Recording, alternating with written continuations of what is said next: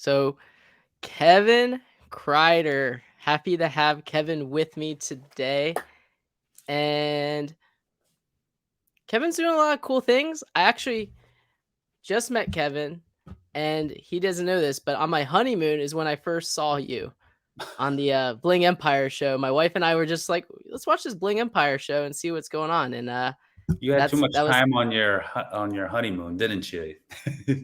had a lot of time. Yeah, had a lot of So time on your honeymoon, didn't you? yeah, of course. And I really liked like what you got going on. It seems like the last couple of years for you have been very fruitful. And so I'm excited to hear like more about how you got to that point because you seem like the kind of person that had to like fight for everything that you have up to this point.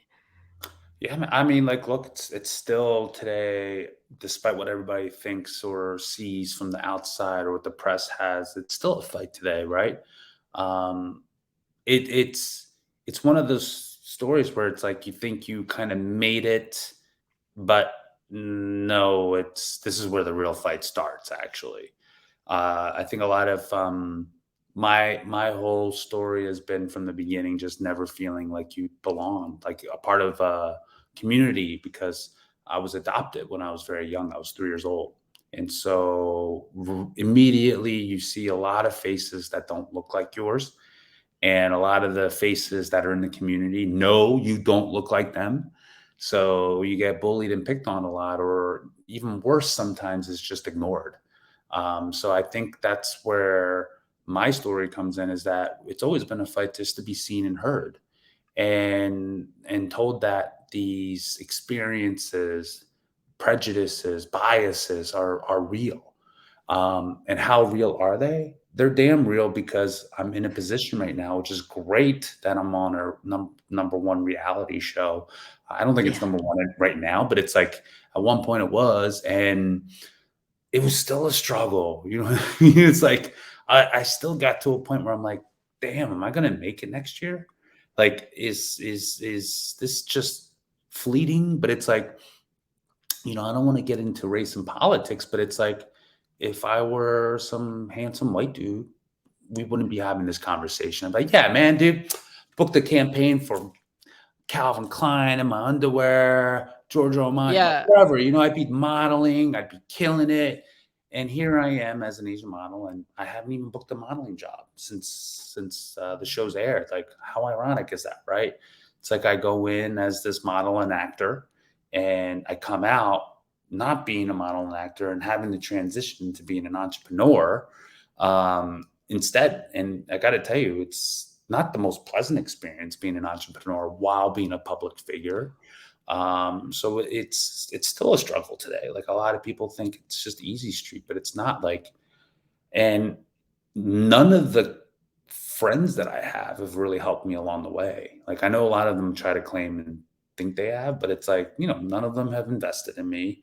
None of them have really made any meaningful connections to people that could help me out in my life and career. Yes, it's Hmm. fun going to birthdays and having some bling parties and stuff like that, but it's like they don't pay the bills, though. Um, so I think a lot of my struggle comes from what I just think it's just bias. Like, a lot of people pass me up for acting roles, modeling jobs immediately because I'm an Asian guy. Well, we're not looking Hmm. for an Asian guy. It's like the only place where you can be racist, right?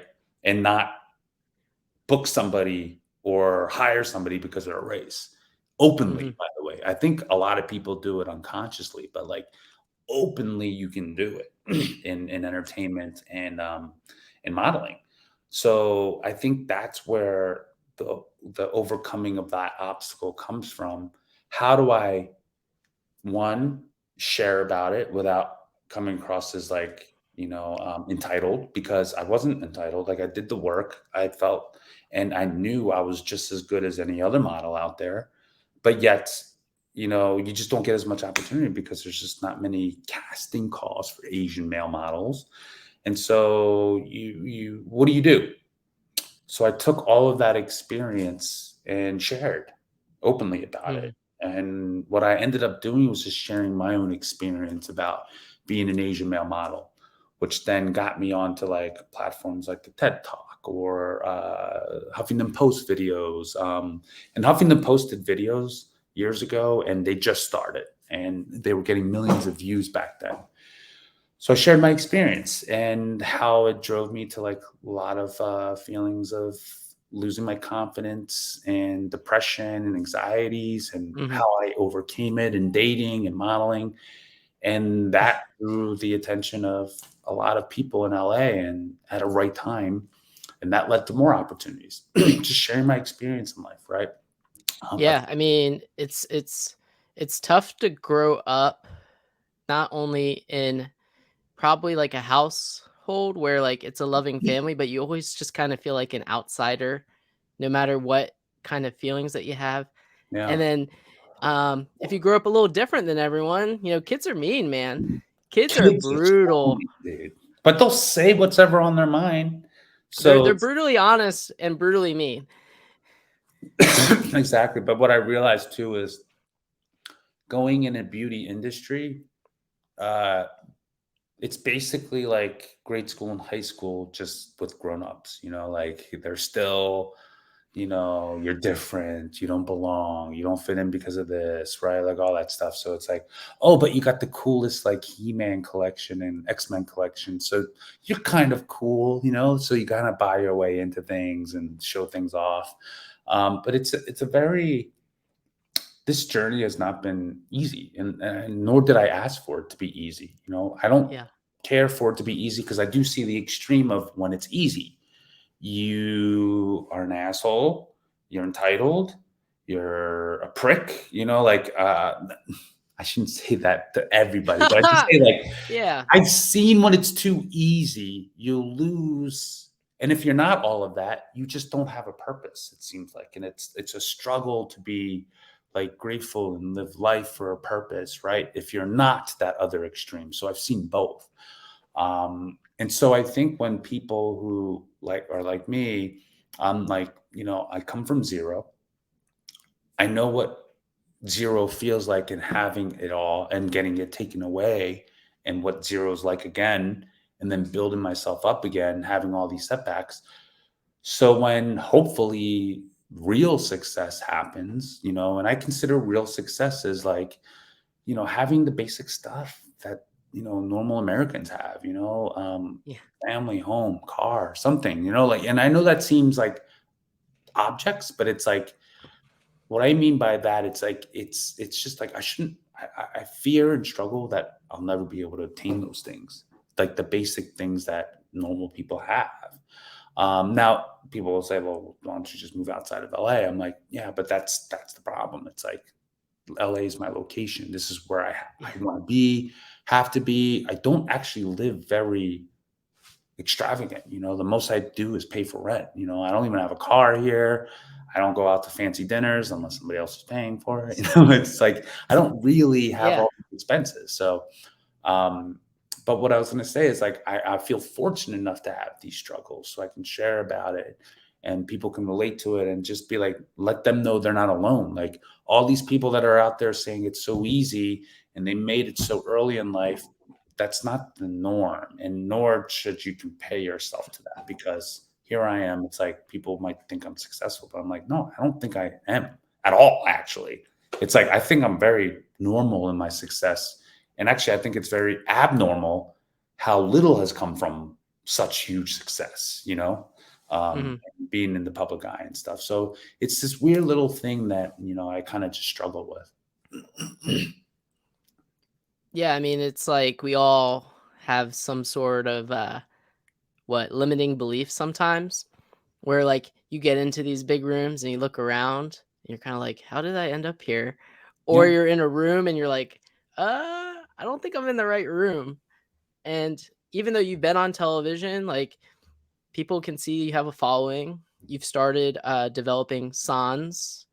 You know, to some people will be like, man, I wish I was what Kevin is.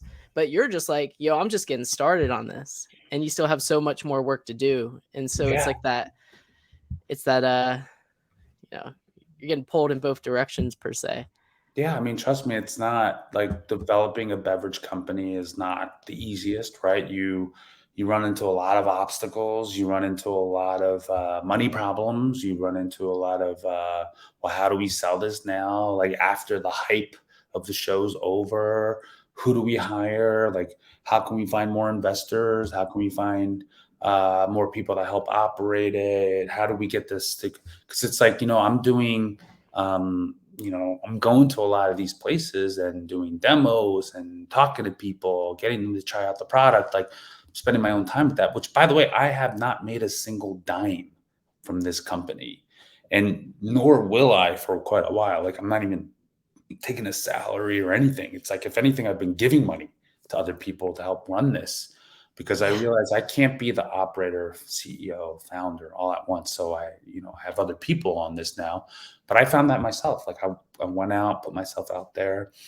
It's not just me sitting in my apartment waiting for shit to happen. It's like I actually went out there, put myself out there, had the meetings, had the execution, found the right people, and bringing it all together this whole time. And it hasn't been easy, in the sense of like, even with that, it's still not easy at all. And I don't know where we got this concept that it should be, and I should be on easy street at a certain age, because I mean, I'm 39, nowhere near easy street, but some Yeah. 25-year-old or 30-year-old tech person might be like, oh God, he should have been a millionaire by now. It's like this snotty judginess that we have on ourselves and other people, right? But mostly ourselves, by the way. It's not other people, actually. So I know I'm my own biggest critic, because like you said, a lot of people are like, oh, I'd love to be in this opportunity.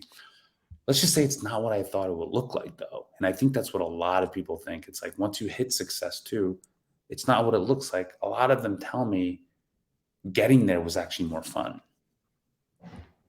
Yeah, I mean, it's like, I meet someone that's successful, and I wanna be where they are, but they wanna be where I am, or where you are. Like, they would definitely trade the places, but Yeah. it's weird because like, it's like a reverse psychology. It's like, you gotta, like, how do you it's like, how do you enjoy the struggle? Like, how do you make the struggle fun every day, right? Well, it's because they call it the process, right? And like the climbing to success, the process of it is more exciting and fun than when you're there. You hear it by so many people. Like I've met so many successful actors and movie producers who say the same thing. They're like, "Oh my god, it actually was more fun." And I'm like, "You know what? I'm 39 years old. I'm tired of that fun. Just get me. Like I just want to like I'm tired of that fun process part. Like I just want to go out and do movies. I want to act. I want this beverage company to run on its own. Like I don't want to do demos, but I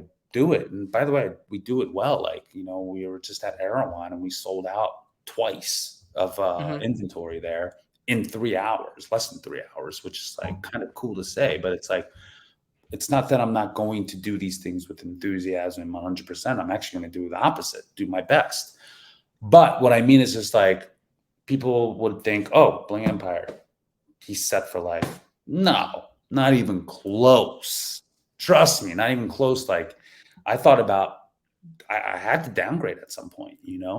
Then I realized, okay, it's picking back up. I didn't have to downgrade. So I moved apartments in the last, I think 6 weeks. I moved to 3 different apartments. And So I realized, oh, you're still on the grind, man. still on the grind, man. Like going out there, like talking to my acting agencies and trying to get an Mhm, actually, I don't have an acting agent, but now I'm in almost close to having an acting agent. I had a management, but I realized I think I also need an agency as well to put me up for auditions and stuff. Go back mhm, out there, audition, like all that stuff. And I just think it's just part of the grind while still trying to run a company. mhm. Yeah, it's definitely tough to do multiple things and have 10,000 balls up in the air.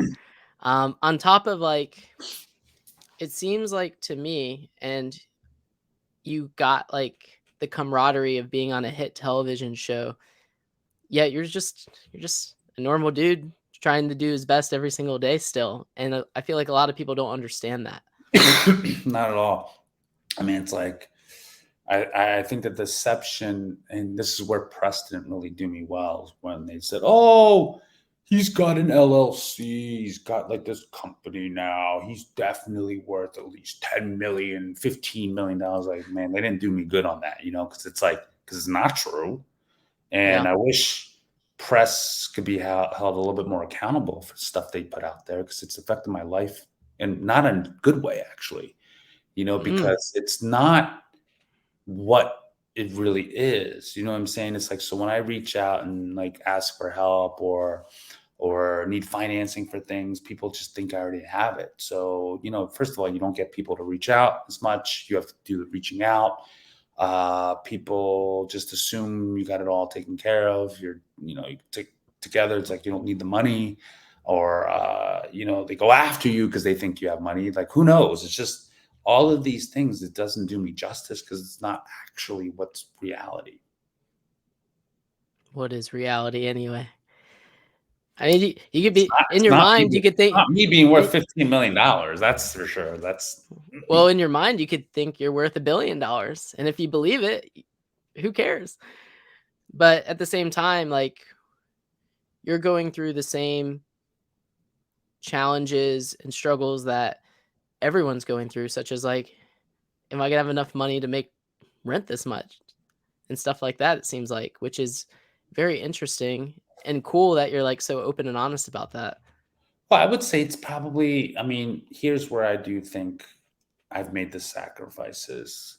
I don't spend on things, objects, right? Like I don't spend money on clothes. I don't spend money on a car. I don't spend money on throwing birthday parties or events or expensive drinks, like all this stuff. It's like all this shit's kind of given to me, like through people who want me to endorse them, which is cool. They don't pay me for half of it most of the time, which is, that's a different story. But it's like, so I don't pay for much because I don't have these needs for much. Like I don't have a car because I don't find I need a car.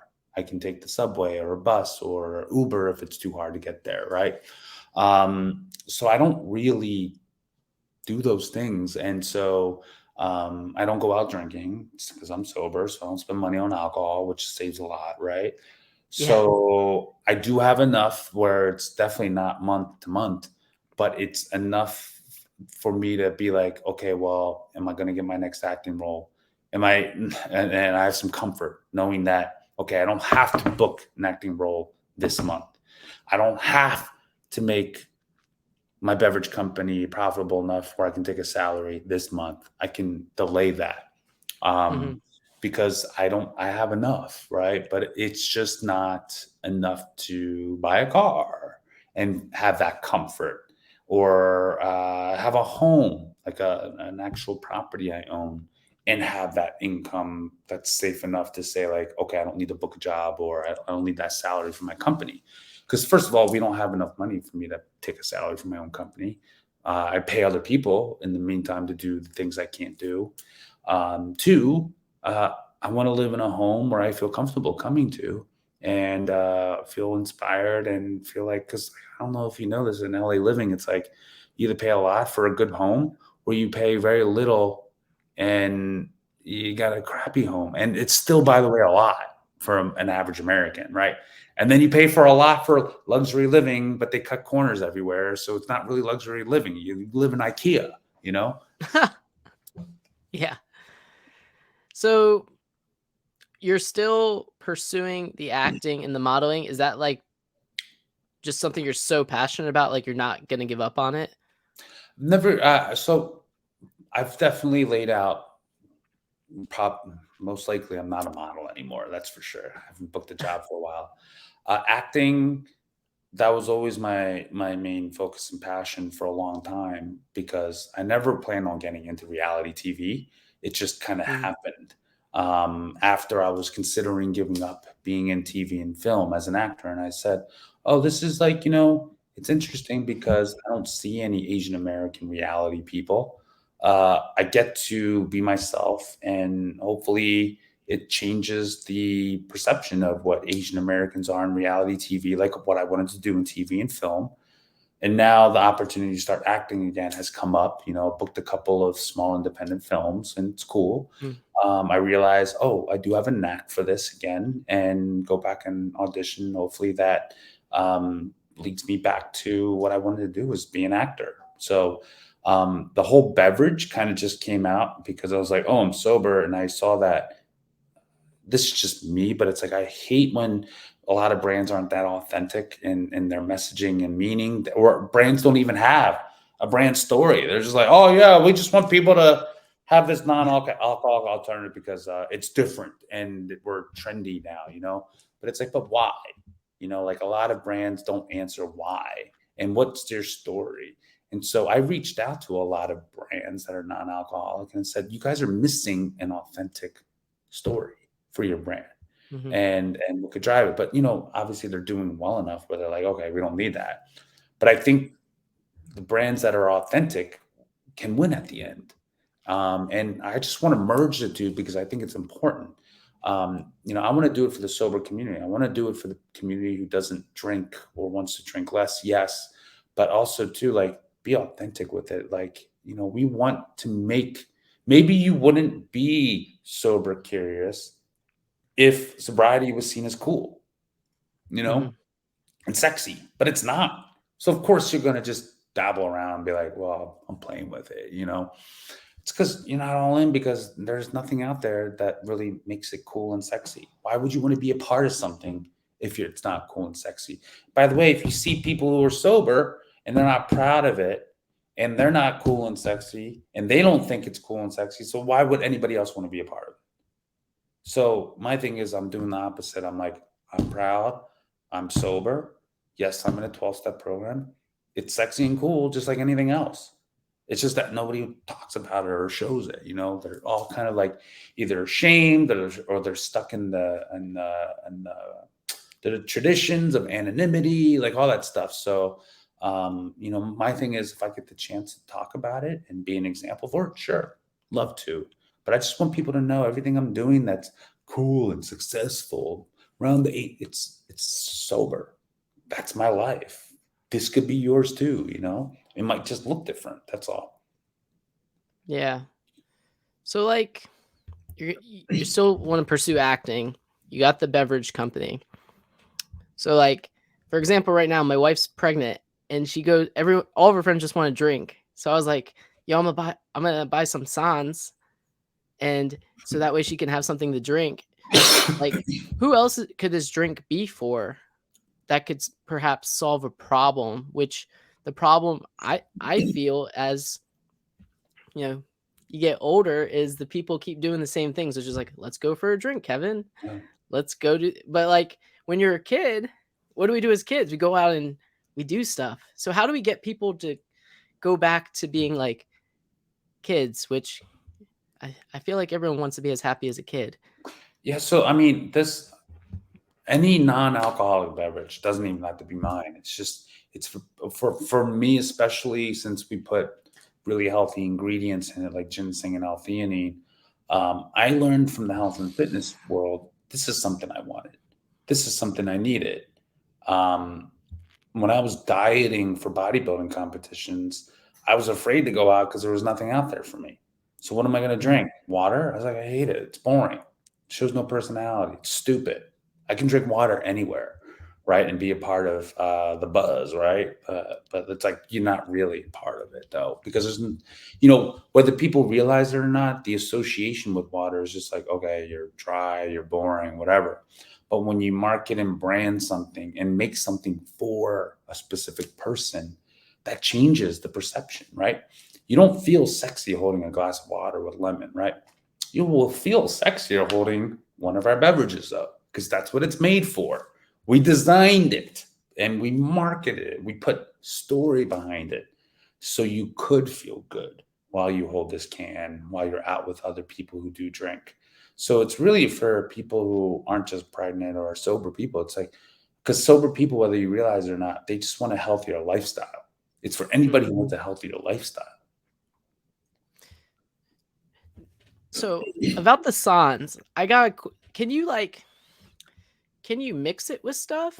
Is it meant to just be drink? Like, does it have like multiple ways that you can consume it? Yeah, so you can mix it. You can. Uh, I've heard it tastes good with tequila too, obviously, and vodka. Because I mean, the whole inspiration was for Dragon Ginger was to kind of replace the dragon, to replace the Moscow Mule for when people go out. And so I think that it can definitely be used as a mixer or just a zero proof cocktail in a can, or I've seen bars and restaurants actually work on creating really cool variety drinks with our beverage, Dragon Ginger specifically, and to really be creative in how they are bartenders now. You get a drink that's near perfect by itself. You could literally just put ice and a little garnish of ginger on it, and there you go. Zero proof cocktail in a cup, but like you could literally add other flavors to it to make it more of a cocktail or make it look even cooler in a glass. So it's very versatile. Yeah, that's cool. Definitely, there's definitely a need for it. It's just getting enough people to buy in Yeah, to what that looks like. Uh, and that's like a huge struggle for a lot of people. There's a lot of people that have a drinking problem, yet they don't believe they have a drinking problem. Um, but I mean, being that you used to be an alcoholic, how has like not drinking saved you in terms of money, in terms of your health, in terms of getting to like where you are now? Like, do you feel like you could be where you are if you didn't make that adjustment?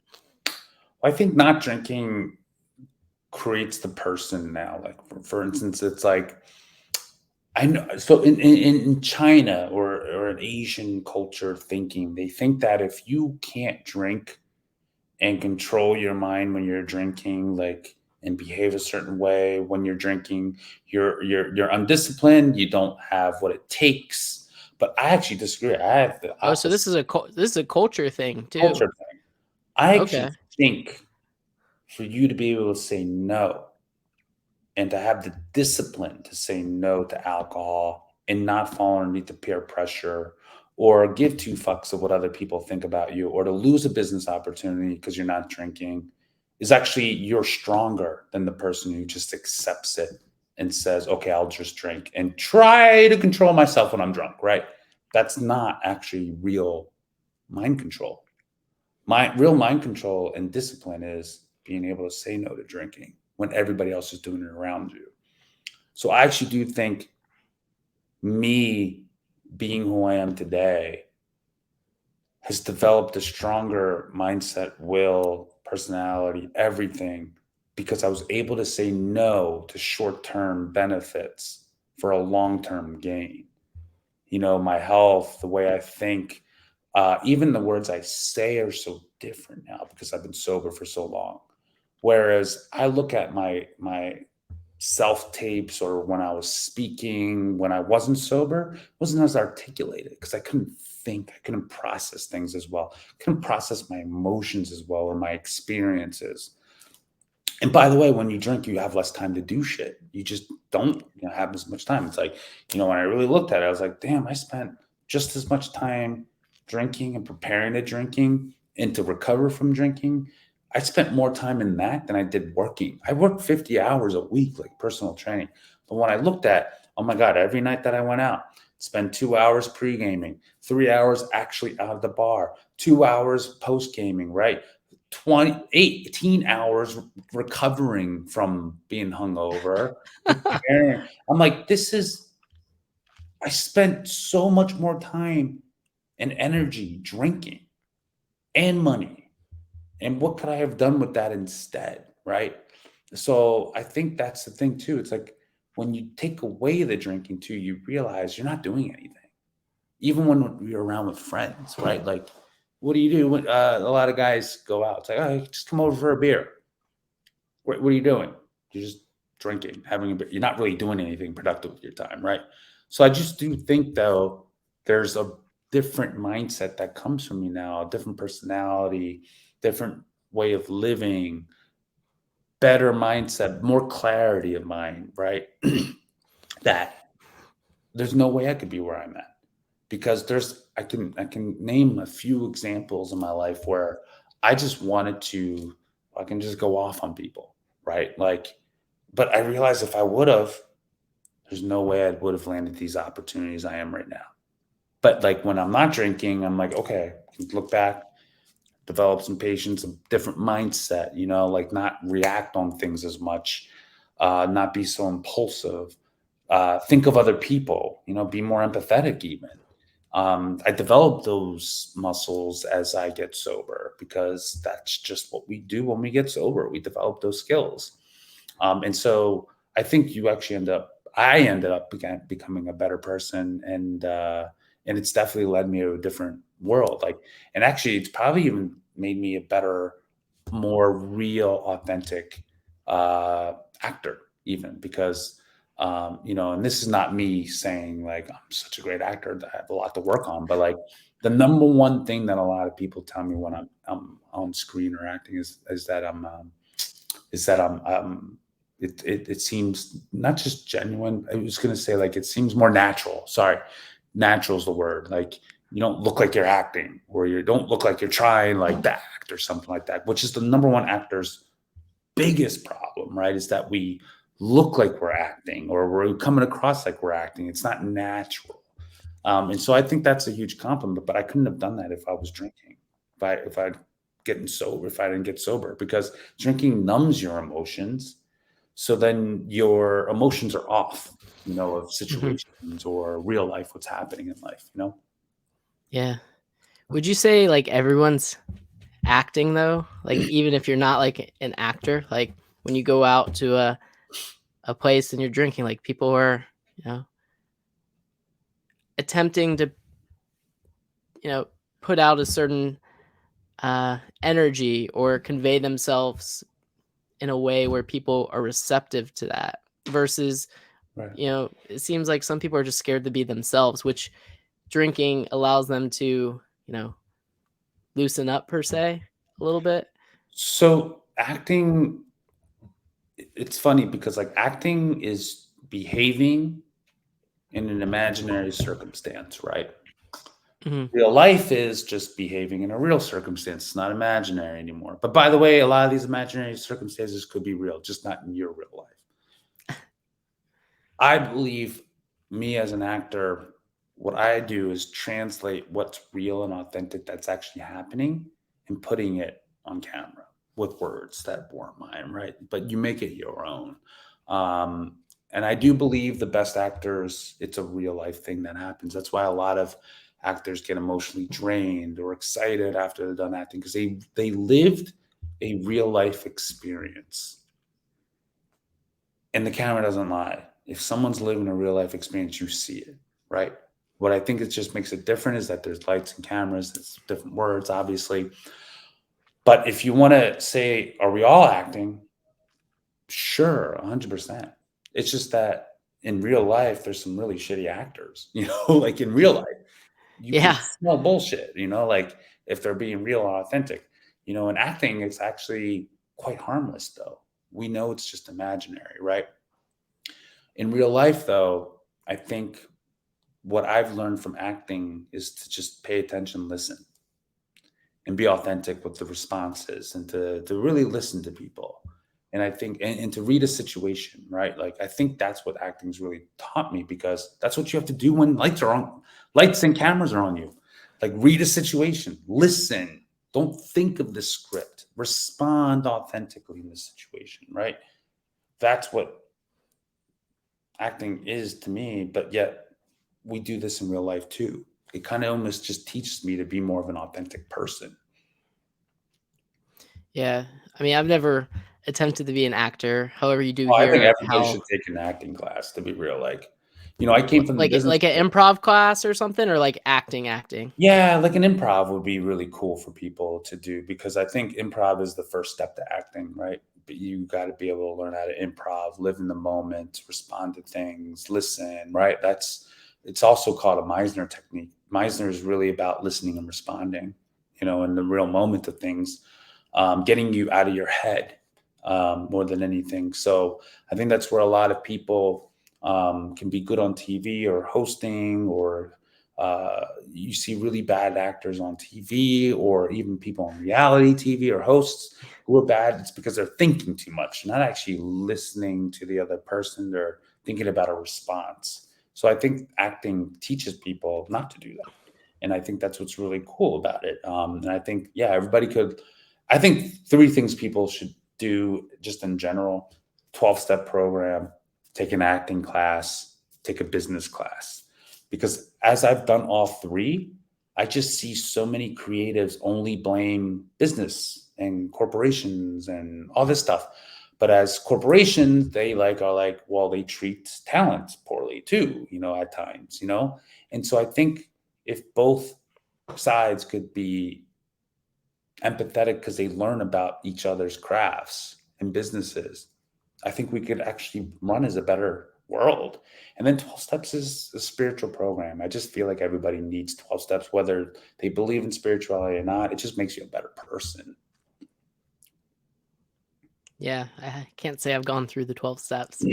I have been to a meeting though to support a friend, and going to a meeting was it's definitely enlightening to Yeah. Well, see 12 people steps. just put it all out there. 12 steps is just very practical, right? It's just about morality, morals, ethics, and just I guess if you're Buddhist, you would say it's about cleaning up karma, bad karma, putting in new good karma. It's very simple and practical in the world. That's all. Yeah.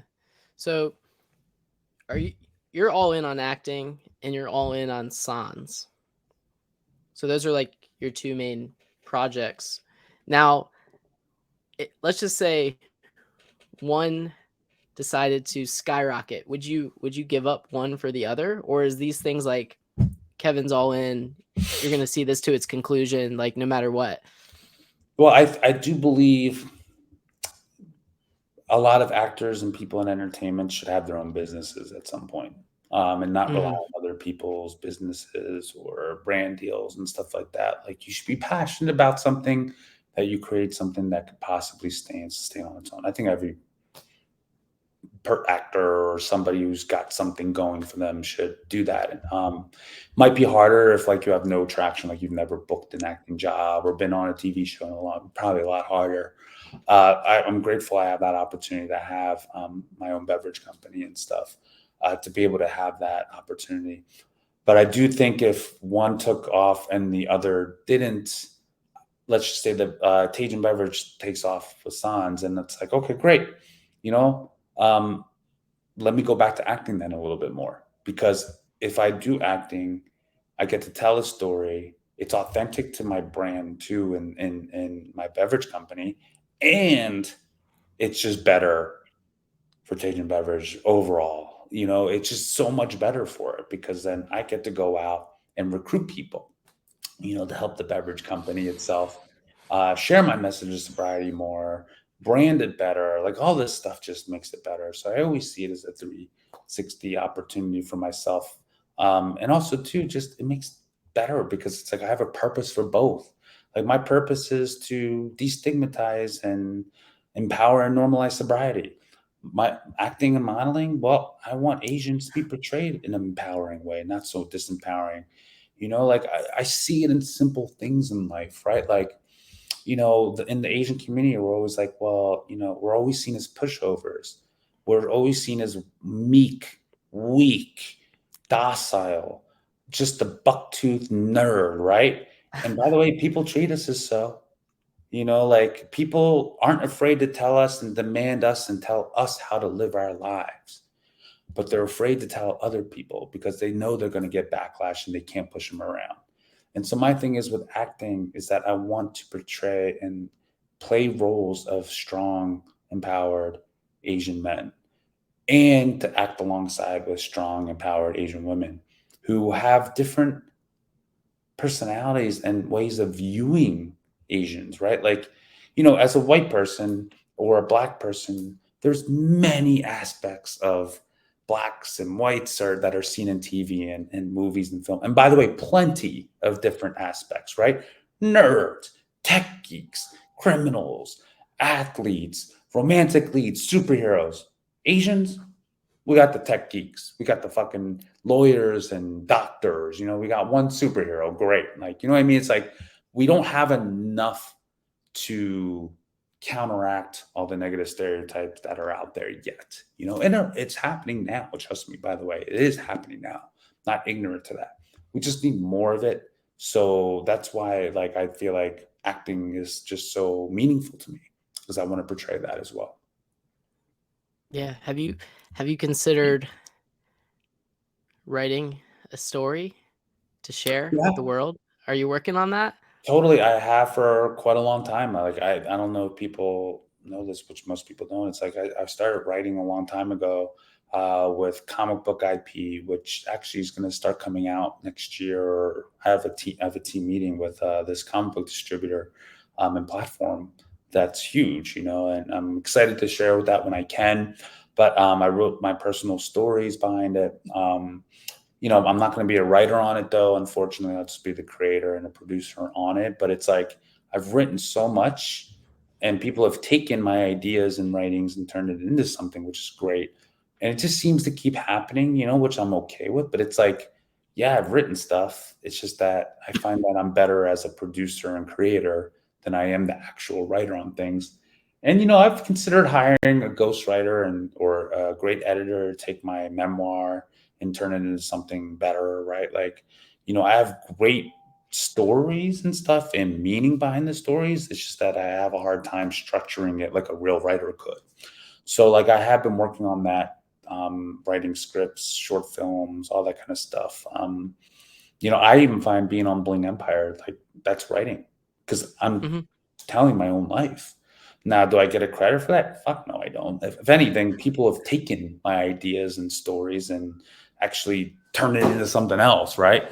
And it doesn't even involve me, which is unfortunate. But like, I am a great storyteller. Like my whole life on Bling is me just telling my stories. Yeah. That could be something cool.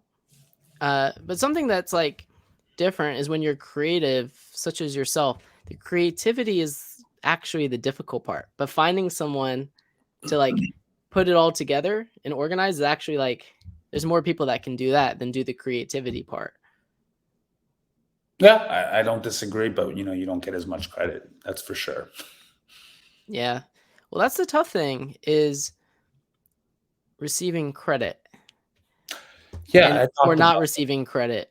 Yeah. I mean, that's Yeah, something no, like, trust me, it's a a little lot of people disheartening at struggle with. times. It's a little disheartening at times because it's like, some of the credit that I get is that, and by the way, this varies from fan to fan, right? Some people are fans of other castmates and some people hate me, who, whatever. It's just the way it goes. But it's like a lot of the fans watch me because of me, because I'm in most of the show. It's really kind of like, or at least in season one, it was very much Kevin's perspective of this fantastic world and tried to carry it out in season two and three. But like, I'm not in control.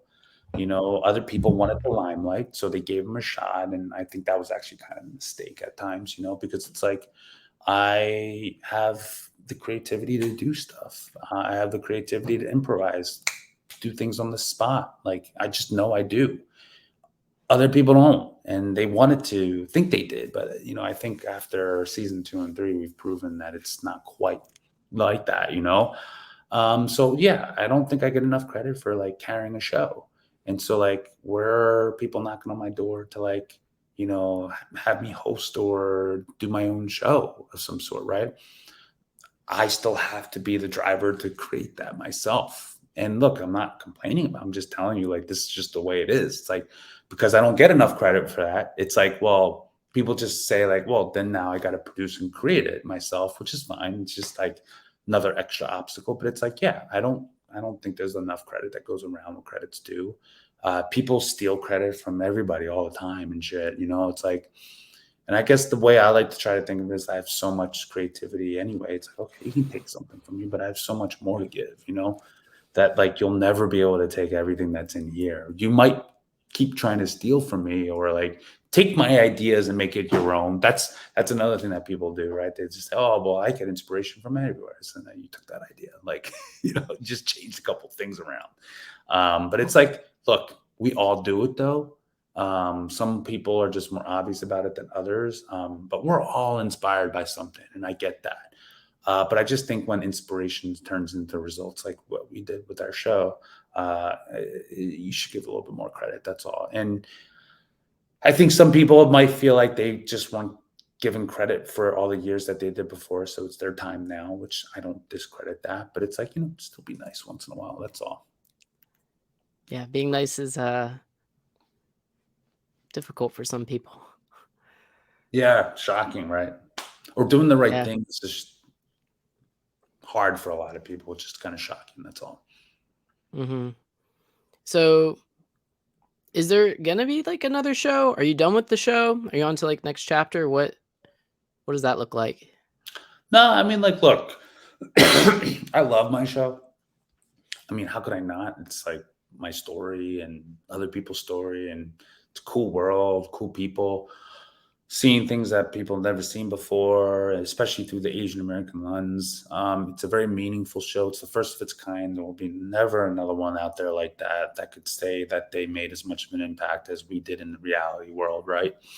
And so I think it's really important to continue it. No matter how bad or good it does, I think it's super important to because uh, I hate to sound this, white people are allowed shitty shows that don't do well all the time that still go on. It's Yeah. like, why can't Asians, So whether it does really well with the viewerships or not, I don't see the reason why it can't continue, other than like, oh, it's just not up to the Asian expectation, which is like it has to be an A+ TV show, like, and so I think we're too hard on ourselves. And by the way, like, because we're too hard on ourselves, it kind of translates to the rest of the world, how they treat us too. It's like, you're either a grade A+ or you're nothing at all. And so like I think it's time we have a trashy bad show, like who cares? Like in the beginning I was too prideful. I was like, yeah, I want to show the world something different. And we did. But to keep up with that in the sense of like we always have to be like that. No, we're allowed to have bad seasons, bad shows, trashiness, like all that stuff. Goodness, like humanness, heartfelt stuff. We're allowed all of that, but it feels like we're not, and that's what's dehumanizing about being Asian at times. Like we're not allowed all that stuff. So my thing is, I love the show. I'm not done with it. But I will say, like, do I want my own show eventually or to transition out of into acting? Yes, 100%. Like I'd love to transition into acting because I just feel like I'd be one, be able to more impactfully tell stories because more people just watch scripted stuff, TV, scripted TV, movies. And you just get a lot more respect, even though people don't realize how hard doing a reality show is, especially when you're one of the main focuses. It's easy to be in a reality show and you're not really a main character, but it's hard when it relies on you a lot. Yeah. Yeah, it's definitely something people don't realize how hard it is. I'm sure it's just crazy. Like you wake up and like there's a camera there. Like what does that look like? No, I mean, like, look, they follow your life around a lot, but it's just you have privacy for a lot of things.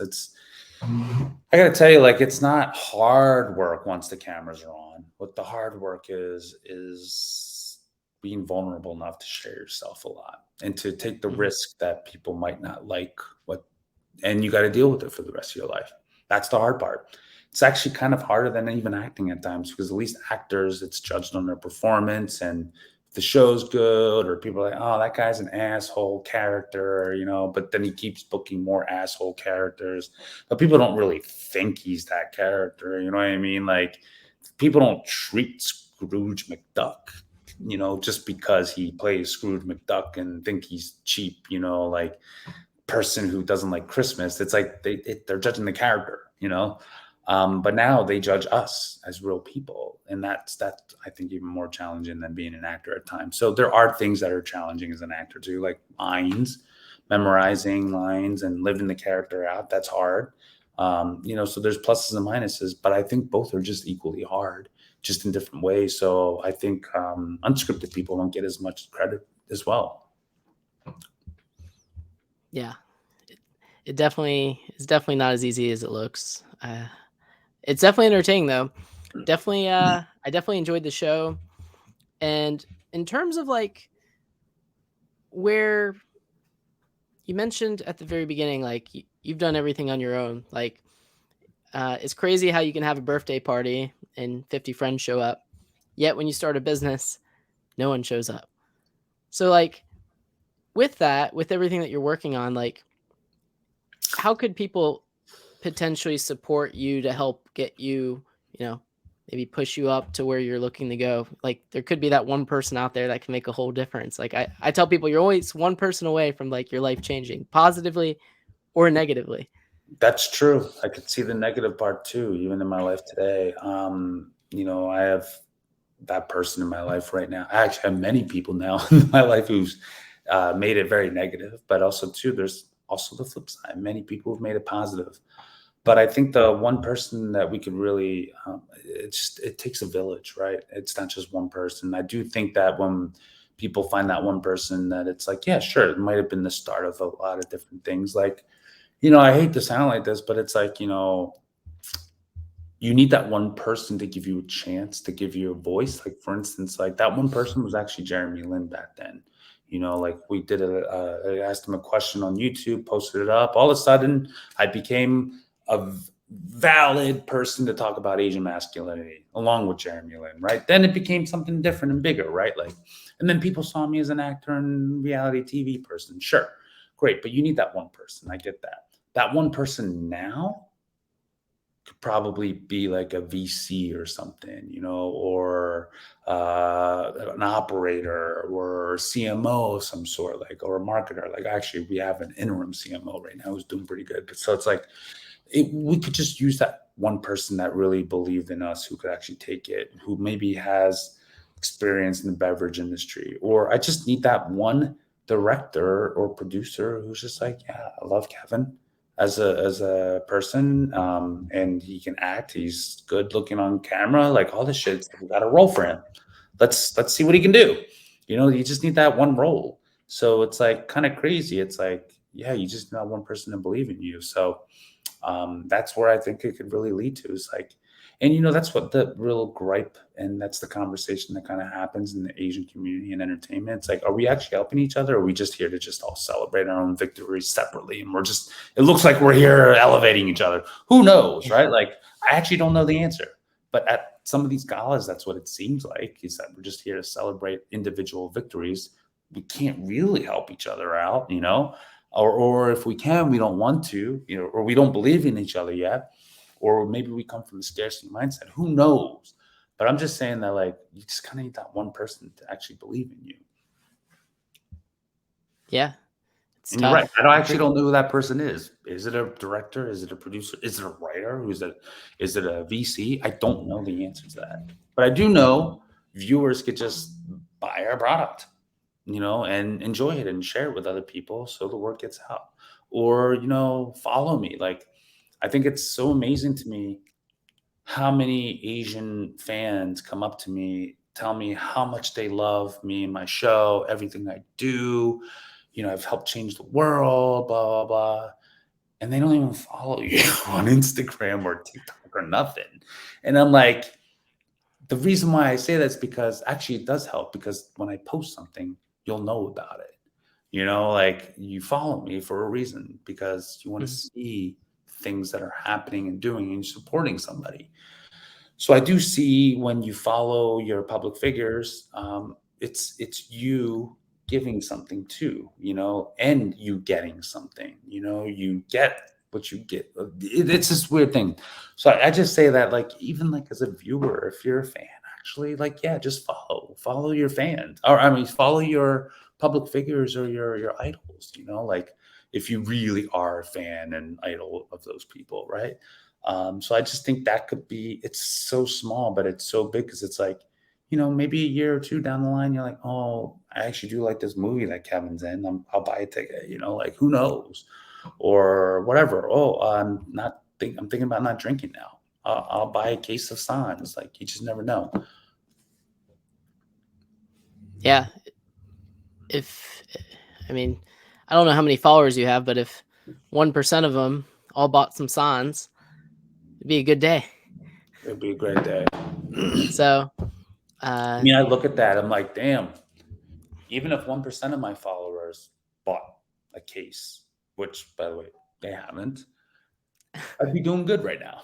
I wouldn't be having this conversation of like, yeah, we need a little bit more support here and there. Like, yeah, like, I have this problem of like, I don't know where my next paycheck will come in. We wouldn't have any of that conversation. So it's like, it's an interesting conversation you brought up. But yeah, if only 1% of those fans actually really support it by, putting in $1 for whatever, or putting in a case order, like it would be a totally different conversation. yeah, totally. I'm with you on that 100%. I'll even think about ideas for you. Maybe I won't come up with any ideas, but I'm down to support you. When I saw you on the show, I was like, I like this guy. I don't know him, but I just liked you on your skateboard. You seemed cool on the show. I literally was like, told my wife, I got Kevin coming on a podcast today. She's like, no way. That's awesome. So to anyone out there, just know, like, keep doing what you need to do every single day, and you'll end up making a difference. And even if you're on a reality TV show, not everything is what it appears. Nope. Kevin's still grinding, and I like that. I like that you're just being brutally honest. Well, I think that's the problem too. Everybody thought like I've been grinding this whole time. It's just that now I have more to grind with, right? Like I think people just thought I was just Maybe we need to see you grinding on Instagram, like see you maybe grinding like in a warehouse or something. I do Like, that, but just on my other page too now. So I think I got to what's do more. what's your other page? doyousons.com. At doyousons. That's the Instagram handle. But like I do think you're right. Like I probably should post a little bit of the grind, but the grind is a little boring too at times. I think you know this, right? It's like a lot of it's Are you taking pictures of everything and email documenting it all? stuff, documenting. I probably should document a little bit more. You're right on that. So, but I did promise myself this year more. I'm gonna do a lot more on social. Reels, TikTok, YouTube Shorts, even develop my own podcast. So I think because I want to create more video content and have these more meaningful conversations. Because I noticed a lot of people want me on their podcast. I'm like, well, why not just do my own then? Like I just think it'd be great to have more options than just being asked to be on a podcast. True that. Yeah. So, yeah. What will your podcast be about? Don't know yet, but I just want to throw it out there right now, and I'll start it, and hopefully the conversation will lead to what it really is. That's awesome. Well, keep grinding. Thanks, Appreciate you taking time to hop on, and keep doing it, brother. Appreciate